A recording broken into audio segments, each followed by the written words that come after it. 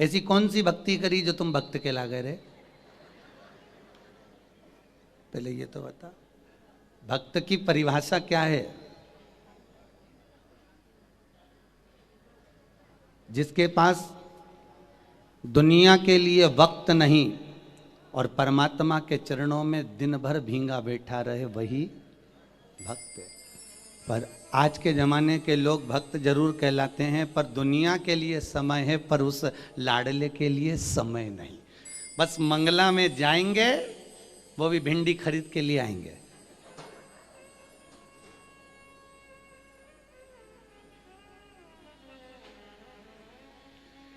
अच्छा, तुम लोग सोचते होगे ये सियोर वाला महाराज के क्यों पकड़ के लिए आते? अच्छा, तुमने सोच,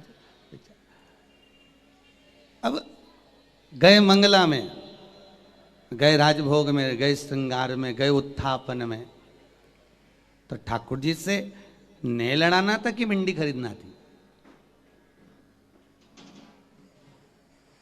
पर जितने वैष्णव हवेली जी में जाते हैं, पहले हवेली जी के अंदर जाने से पहले गली में उनका छोरा, उनका पति, वो सब वहीं छोड़ के चले जाएं, और वो वहीं कह देती है अब तुम जाओ, मैं आराम से आ जाऊंगी। और वहीं से देखती देखती, इसके पास भिंडी अच्छी, इसके पास टमाटर अच्छा, इसके पास आलू अच्छा, इसके पास ये अच्छा, और देखती देखती देखती देखती फिर हवेली जी में पहुँचे। अब भगवान भी मन में सोचे बस तू, और वहाँ पे भी पहुँच के कह रही कितना जोरदार श्रृंगार किया, कितनी जोरदार पोशाक पहने, कितनी जोरदार अलकावली है, कितनी जोरदार नग बेसर है। भगवान के अभी बाजार में भी तो बोल के आ रही थी कितना जोरदार टमाटर है।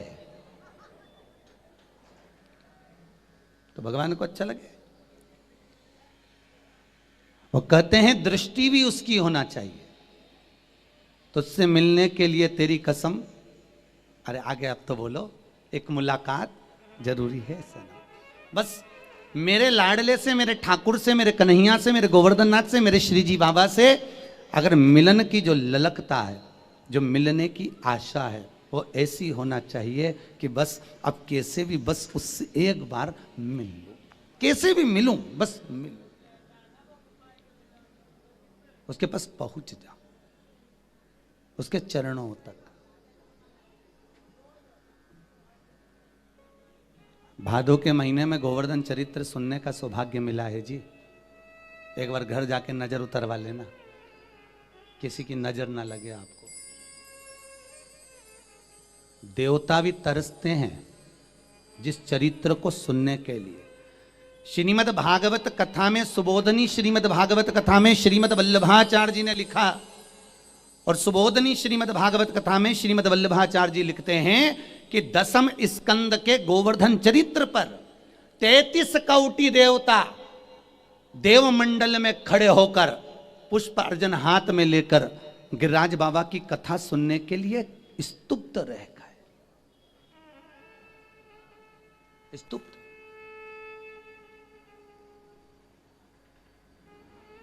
तो देवताओं की गिनती में तो आप भी हो। आप भी तो इतनी देर से प्रतीक्षा कर कर ठाकुर जी के स्मरण में पहुंचे हो। महाराज, जिस समय भगवान कृष्ण ने गिरि गोवर्धन नाथ जी को अपनी छोटी सी उंगली पर धारण करा और वापिस विराजमान करा, ब्रजमंडल की ऐसी कोई गोपी नहीं थी जो गोवर्धन नाथ जी से होकर किसी कार्य को ना जाती हो। अगर वो मथुरा भी जा रही है तो पहले गोवर्धन होके हुए जाएगी। अगर वो कहीं पर भी जा रही है तो पहले गिरिराज जी होते हुए, गोवर्धन नाथ जी होते हुए, गिरिराज बाबा का स्मरण करते करते, गिरिराज स्मरण की ओर बढ़ते बढ़ते फिर अपने कार्य को जाती है। प्रत्येक गोपी का यही क्रम है, प्रत्येक गोपी।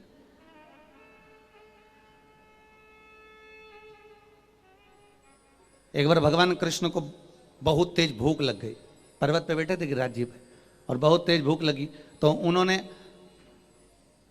राधा जी से कहा, राधा, ए राधा। राधा बोली, हाँ रे ठाकुर, क्या हो गया? बहुत भूख लग रही है, तो कुछ लेकर आएगी क्या? राधा जी बोली, अभी लाती हूं, अभी ला। यदि आपको भूख लग रही है तो मैं अभी लेकर आती हूं। और राधा जी तुरंत गई, और राधा जी ने जाकर बहुला गाय को आवाज लगाई, और बहुला गाय को जब आवाज लगाई और बहुला गाय दौड़ती दौड़ती राधा जी के पास में आई और जैसे ही बहुला गाय पहुंची तो राधा जी ने क्या देखा कि बहुला तो अपने पुत्र मनोरथ को दूध पिला रही है। बहुला गाय के बेटे का नाम था मनोरथ। क्या नाम है?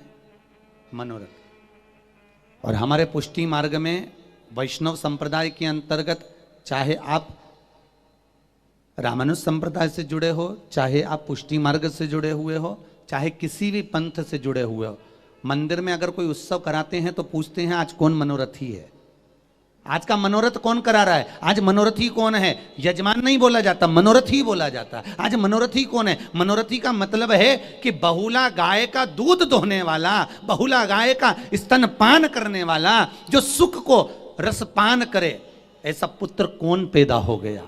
और बहुला गाय का एक ही पुत्र था, वो मनोरथ था। इसलिए आपको मनोरथी कहा जाता है, क्योंकि आप सुख को पी रहे हो, आप सुख का आनंद ले रहे हो।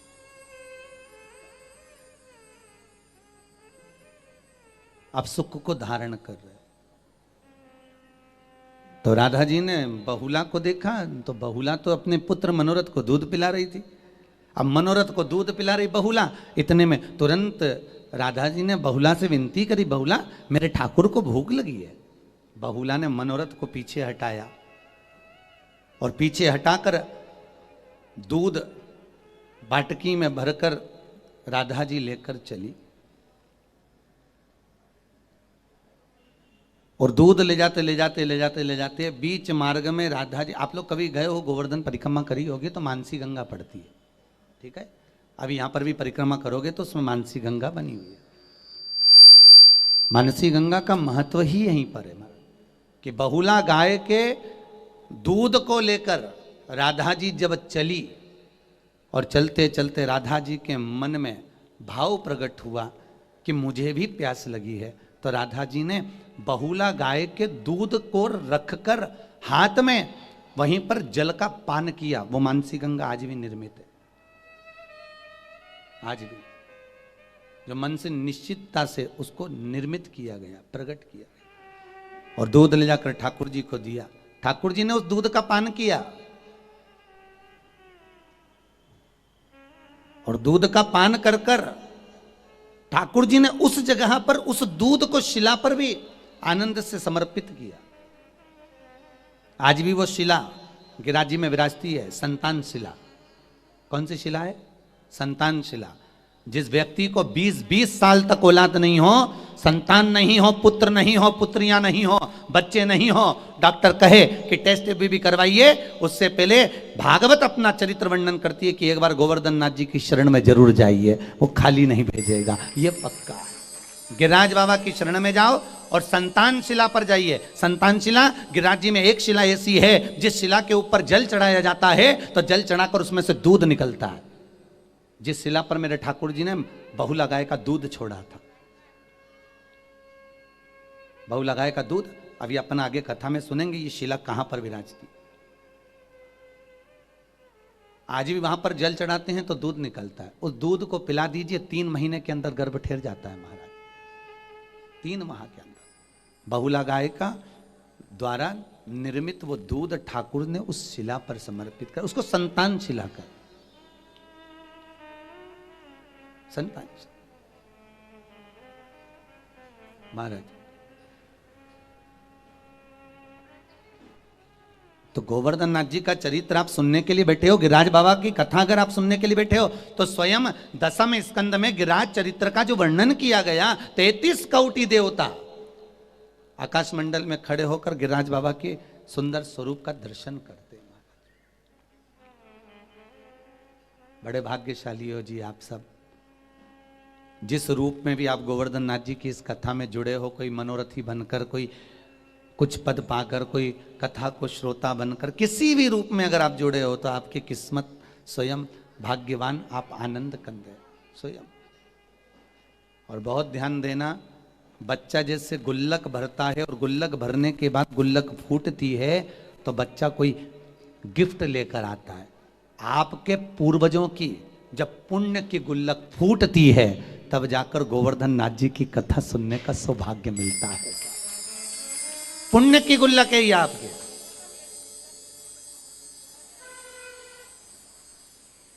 और मिला सुख, आनंद। शास्त्र कह रहा है, भगवान गोवर्धन नाथ जी 3 भाई हैं। द्रोणागिरी राजा के 3 पुत्र हुए थे। द्रोणागिरी कौन है?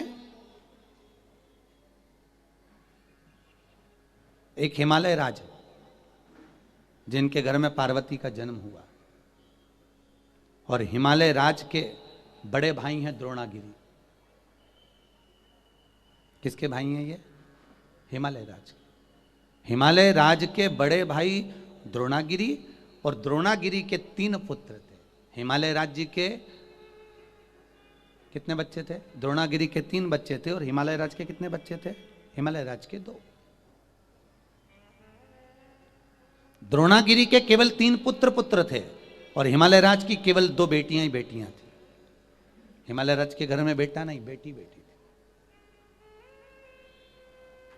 पहली थी गंगा, दूसरी थी पार्वती।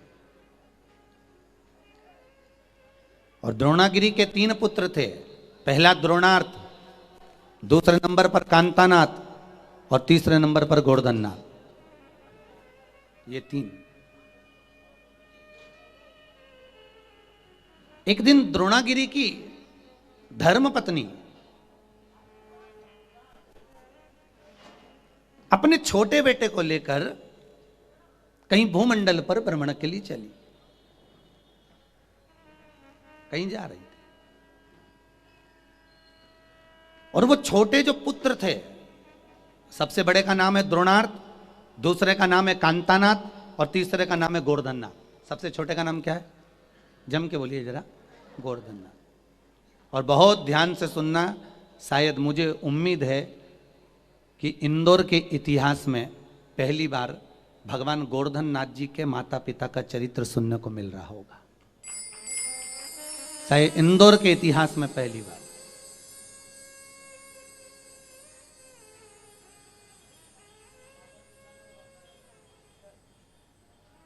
माता भ्रमण के लिए अपने छोटे पुत्र गोवर्धननाथ जी को लेकर निकली। अब गोवर्धननाथ तो सुंदर बड़े थे। अब आप कहोगे महाराज जी एक तो पत्थर, और आप कह रहे ऊपर से सुंदर, तो ये भी बड़ी बात हो जाती है महाराज, कि एक तो पत्थर और ऊपर से सुंदर। देखो बहुत ध्यान देना भाई, राधा ज्यादा सुंदर थी कि कृष्ण ज्यादा सुंदर थे? जम के बोलिए। राधा। कौन से महाराज जी ने बताया कि राधा ज्यादा सुंदर थी? अगर राधा इतनी सुंदर थी तो कृष्ण के पीछे काहे को पड़ी रहती थी? महाराज पूरे विश्व की सुंदरियों की सुंदरता इकट्ठी कर लो, पूरे विश्व की, और उनकी सुंदरता का चूरा निकालो। सुंदरता का एक चूरा इकट्ठा करो और उसका एक पुतला बनाओ और पुतले में प्राण दे दो। इतनी सुंदर तो पूरे ब्रज मंडल में ब्रज की झाड़ू लगाने वाली थी। पूरे विश्व की सुंदरता को इकट्ठा कर कर उसका चूरा बनाकर उसका पुतला बनाओगे तो ब्रज मंडल की झाड़ू लगाने वाली, और वो झाड़ू लगाने वाली 1 लाख इकट्ठी करो और उनकी सुंदरता का पुतला बनाकर उसमें प्राण दे दो। इतनी सुंदर ब्रज की दही बेचने वाली थी। कौन थी? जम के बोलो जरा। हाँ, हाजिरी भरते जाओ, अच्छा लगना चाहिए हमको भी कि तुम बोल रहे हो, क्योंकि आज के जमाने में लोग तुमको चुप कराना सिखाते हैं, हम तुम्हें बोलना सिखा रहे। बोलो। दही बेचने वाली, और दही बेचने वाली 1 करोड़ इकट्ठी करो। कितनी? 1 करोड़। इतनी सुंदर, और उसकी सुंदरता का पुतला बनाओ और पुतला बना के उसमें प्राण दे दो। इतनी सुंदर भगवान कृष्ण की मैया थी, 55 साल की। कितने साल की? यशोदा जी कितने साल की थी जब लाला भयो तो? 55 वर्ष। नंद बाबा 60 के थे। 55 वर्ष की आयु में। इसलिए आज भी लोग कहते हैं ओल्ड इज गोल्ड। आज भी सास और बहू में सबसे ज्यादा सुंदर कौन रहती है? अरे बोलो तो जम के। सास। बहू 2 घंटे में पार्लर में तैयार होकर आती है और बूढ़ी डोकरी के देखना यूं ही उछा उछा वाहे पे कंगा फेर फुरा के करके और काजल माजल लगा के और पटली मटली डाल डुला के अब वो जाए, और जैसे ही कमरे से डोकरी बाहर निकले ना, बहू का तो जिबड़ा बैठ जाए डोकरी के, तो देख क्या गजब लग रही है डोकरी। बताओ, इतनी तो छोरी बहू ये सुंदर नहीं दिखे जितने डोकरी दिखे, इतनी सुंदर। बस अंतर इतना है, क्रीम की चमक 15 दिन तक रहती है, क्रीम की चमक केवल आपकी जवानी तक रहती है, पर अच्छे कर्म की चमक जिंदगी भर तक रहती है साहब, अच्छे कर्म की चमक। और आप जितना अच्छा कर्म करते रहोगे जिंदगी में चमकते रहोगे, और कर्म की चमक बड़ी सुंदर। इसलिए आपसे हम बार बार कहते हैं, मत बुरे कर्म कर बंदे वरना पछताएगा, भगवान की आंखों से तू बच नहीं पाएगा, तू बच नहीं पाएगा। अरे ओ अज्ञानी मत कर नादानी।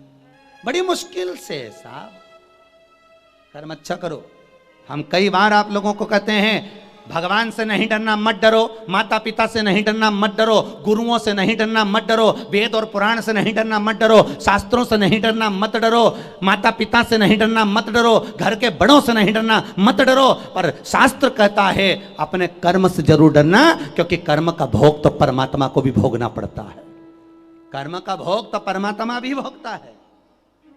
अच्छा कर्म करिए, श्रेष्ठ कर्म करिए, श्रेष्ठता का कर्म। महाराज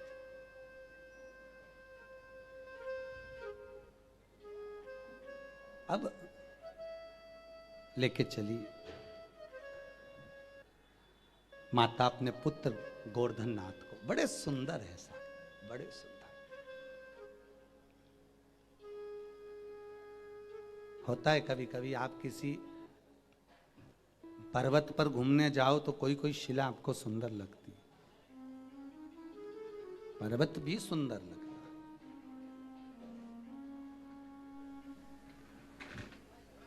है। एक दिन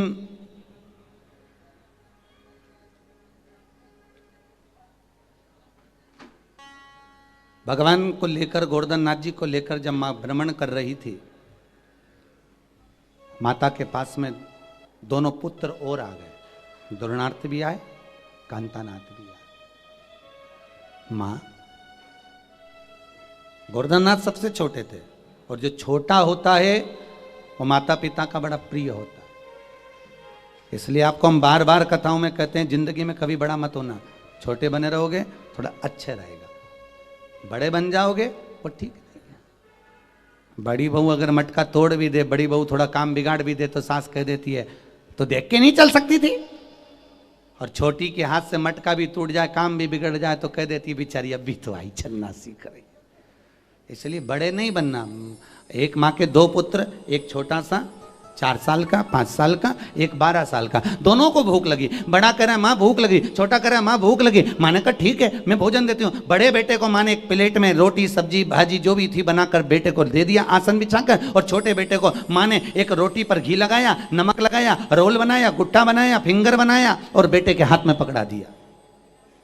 14 साल का बेटा एक जगह बैठ कर खा रहा है, 4 साल का बेटा चलते चलते खा रहा है। माँ का पल्लू पकड़ा, चलते जाए खाते जाए। भगवान से कहना, गोवर्धन नाथ जी से कहना, श्री जी बाबा से कहना, मेरे वल्लभ से कहना, मेरे ठाकुर से कहना कि हे ठाकुर बस इतनी कृपा करना, जैसे वो 14 साल का बेटा एक जगह बैठकर भोजन कर रहा है, हमें इतना बड़ा मत बनाना कि हम एक जगह बैठकर तेरा भजन कर सकें, हमें तो इतना छोटा बनाना कि चलते चलते तेरा नाम जपें और तेरे धाम को पहुंच जाए। इतना छोटा बना दे, बड़े बनकर नहीं जीना, बहुत छोटे बनकर जी। और उसके लाखों दीवाने, बड़े से बड़े, उसके चरणों में कंकड़ माटी से पड़े। बहुत छोटे हो जाओ, बहुत छोटे।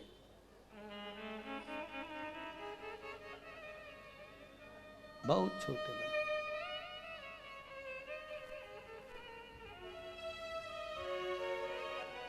और जितना सुख हो मां की गोद में, गोवर्धन नाथ।